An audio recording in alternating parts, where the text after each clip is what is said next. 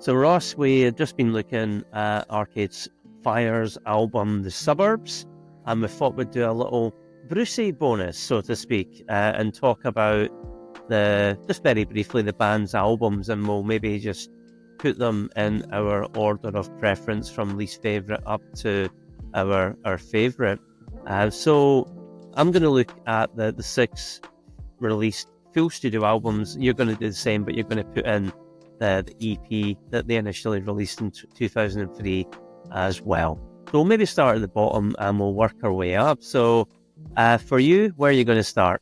Everything there. Okay, so I know you've never been the biggest fan of Everything Now. So what is it that maybe just doesn't do it for you?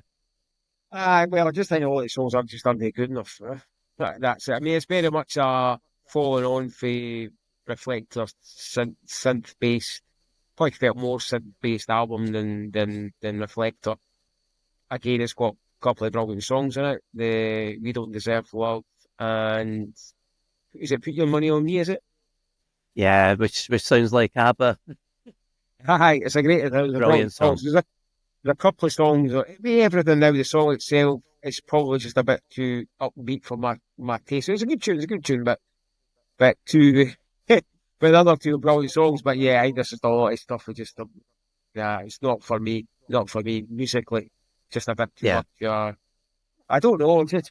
It was quite as far away from the Arcade Fire early stuff as it possibly gets. So yeah, not for me. So hence why I don't have it anymore in my collection.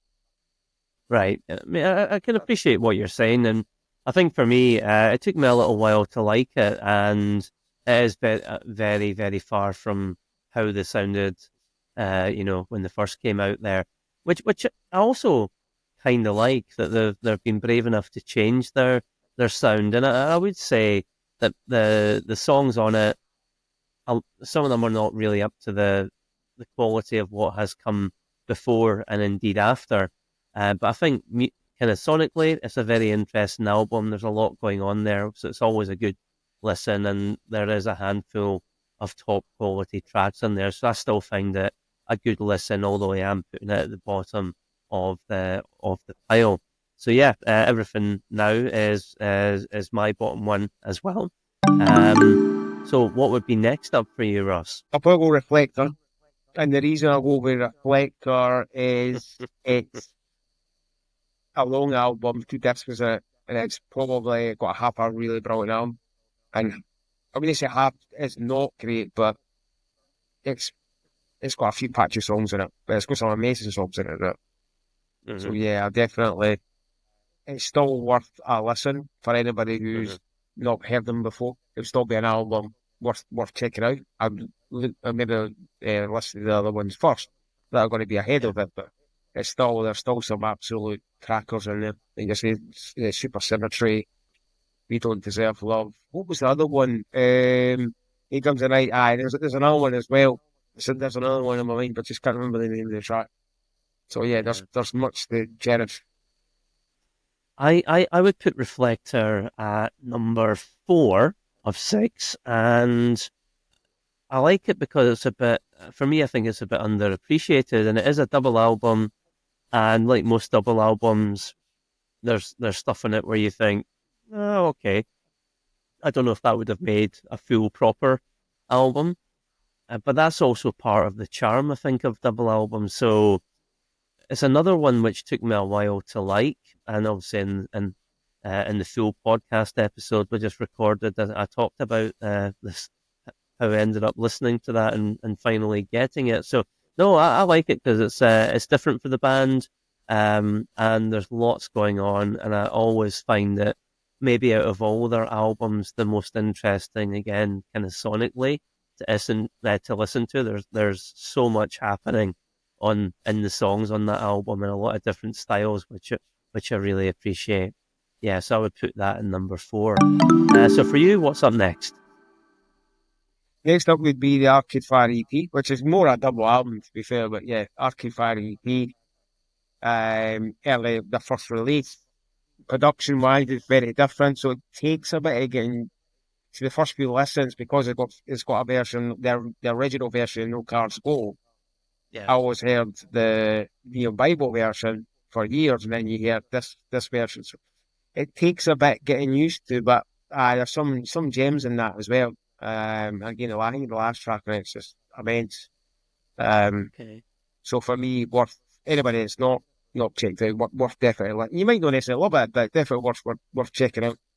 Okay. As as an album myself. Okay. Never listened to it, so I can't comment. So let's go to your fourth favorite Arcade Fire album. What's it going to be? So that will be We. We Right. will be number four. A return to form, in my opinion, in terms of cross like Clacking as an album was a piece of music. I think the two albums before that were either Patchy, Reflector, or Everything Now. Not the the purest album.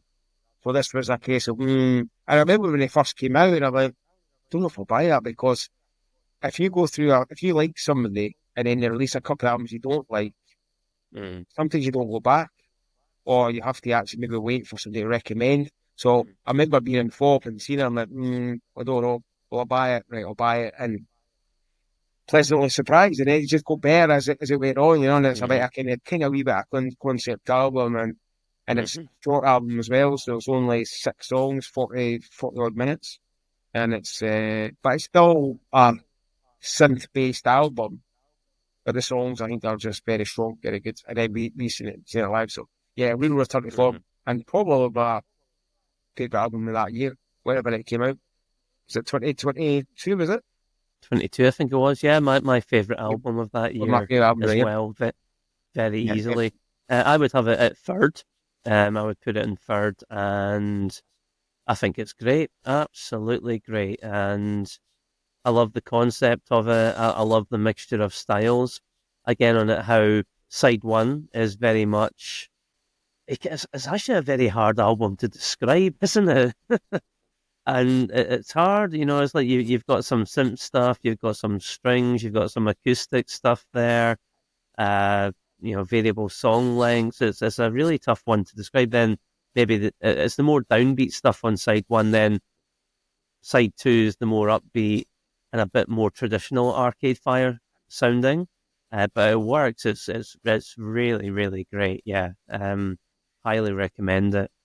So yeah, I'd put that at number three. What would you be putting at number three, Ross? Suburbs, but not quite when comparing the first two. But still an amazing sort of follow up as well. Three Yeah, albums in a row. Pretty great run for any band, but these other two just just got the edge. It's just like, yeah.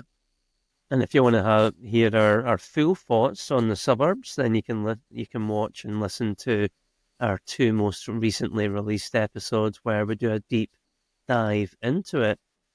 So I think for me, I think I've got the suburbs. I've not placed that yet. I would place that as number four.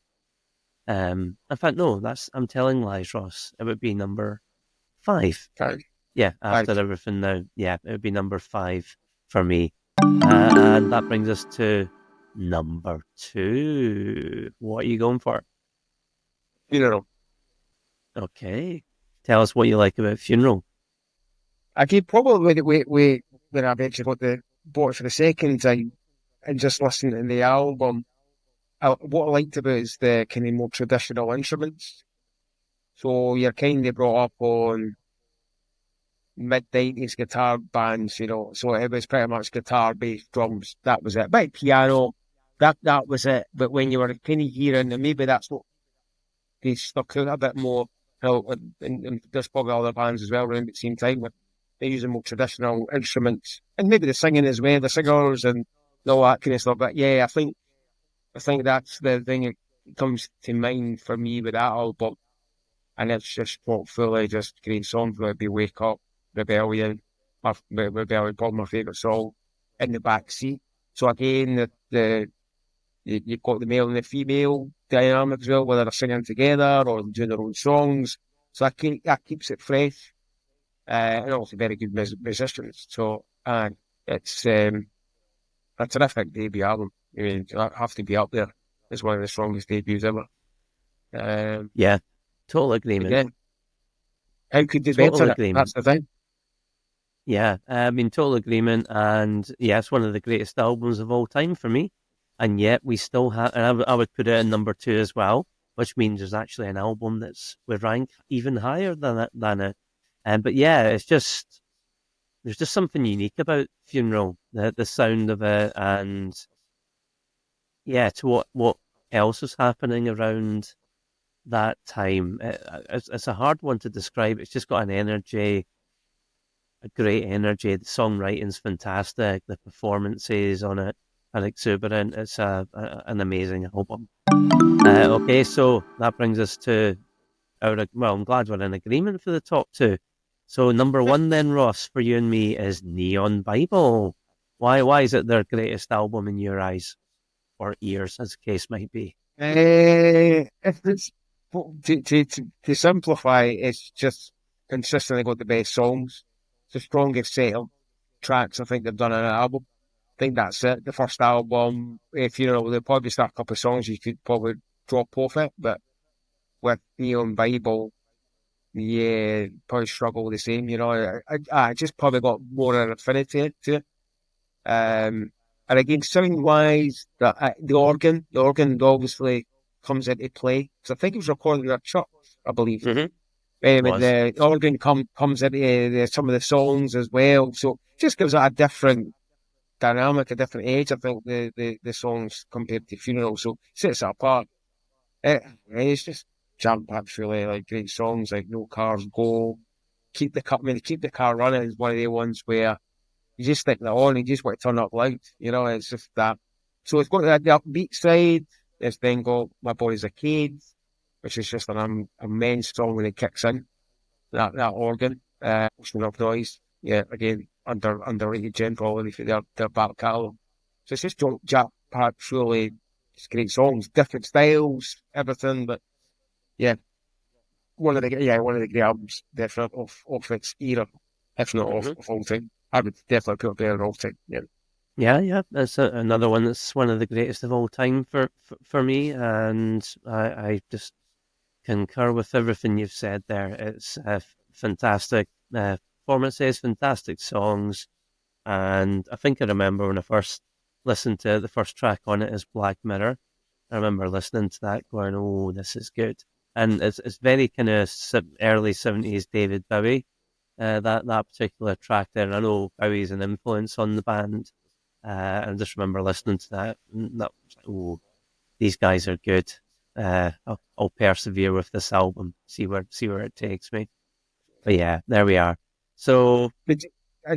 not find that one of the songs, I can never remember the name of the title, it's Funeral, but I always felt, first few times I listened, I thought, that sounds like Bruce Springsteen. It's like a singing bone downtown, na, na, na. Can't believe the song there. On Neon Bible. Is it one of the lines in it? I can't remember the title of it. Well, But it sounds like Bruce Springsteen. It's like, is Bruce Springsteen singing on Arcade Fire? And obviously, turn out it's no, but it's just how he sings it. Oh, he sounds like Bruce Springsteen. I don't know if Springsteen was an influence on Don't wanna see him the building band. downtown, or I don't wanna be building down. I know exactly the Just one you're in meaning, the and I can't minimum remember the title. wage, down there. Sexy Neon. So it's that track.